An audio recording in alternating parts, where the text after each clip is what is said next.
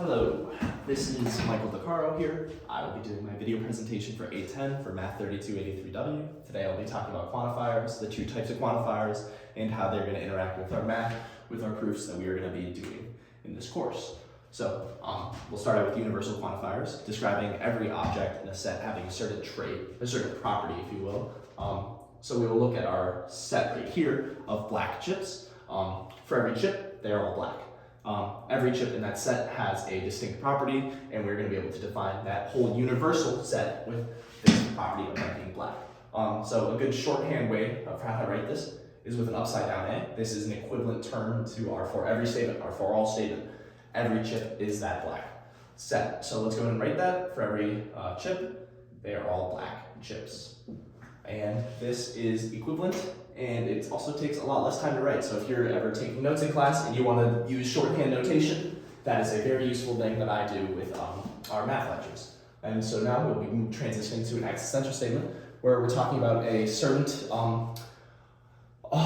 something existing within our set that has a certain property. So in this case, we're going to be talking about our chips here, and there's 4 of them, but one of them is white, so there exists a white chip. That is our statement, and it is about a singular object in that set and the trait that it has. A good shorthand notation is with a backwards E, saying there exists a chip, and it is a white chip. It's very useful, because if you look at how these two interact, we get a negation of each other.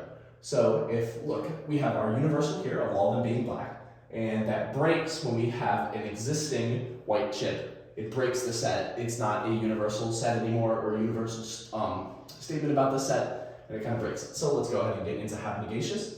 This little tilde right here represents a negation, and we will write our statement from up here. So for every chip, they are black chips, and like I said earlier, we're going to write a negation. So the opposite of a universal is this there exists, and universal, it negates it, and we're going to say there exists a chip, and then we're going to just say it's not that chip. It's not that universal trait that they all have. So we'll say they are not all black chips. And these two statements are equivalent. Right, and now for negating a universal, an existential, we'll have there exists a chip, and like we said up there, it is a white chip. And a good way to negate an existential is with a universal. So we'll have for every chip, they are not white. So if we said that there exists a chip that's white right here, the negation of that, how do we break that statement is kind of how I like to look at it. And we're saying for every chip, they are not white. So if every chip is not white, then that means there doesn't exist a white chip. And moving this on to a proof and how we can apply these quantifiers and negations to a proof, we're going to be looking at this one. For all x, there exists y, such that for all z, we have x is equal to z plus y.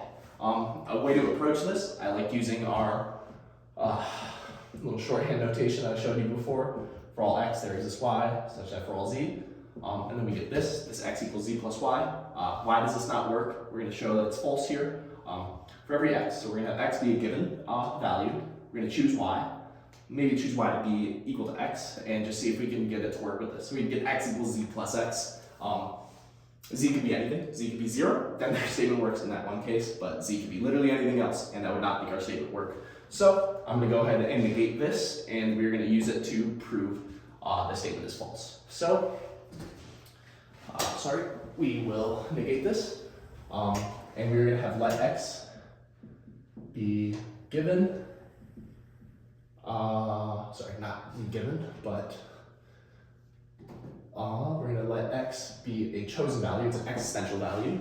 Let x equal 1 in this case, such that y is given because it's an existential negation universal now. So y is given, and then we're going to have also z be a chosen value. Let z, in this case, so if x is 1, z can depend on y because it came after it in the statement. So y is given, so y is y. Z can equal to negative y. So we're going to have z is equal to negative y. And this is going to get us down the path of x is not equal to z plus y. There is our negation of this statement right here. It's just not equal to, it negates it, it breaks it. And then we're going to plug in all of our values we chose here. We're going to get 1 is not equal to y minus y, and 1 is not equal to 0. which concludes our proof and shows how this does not work.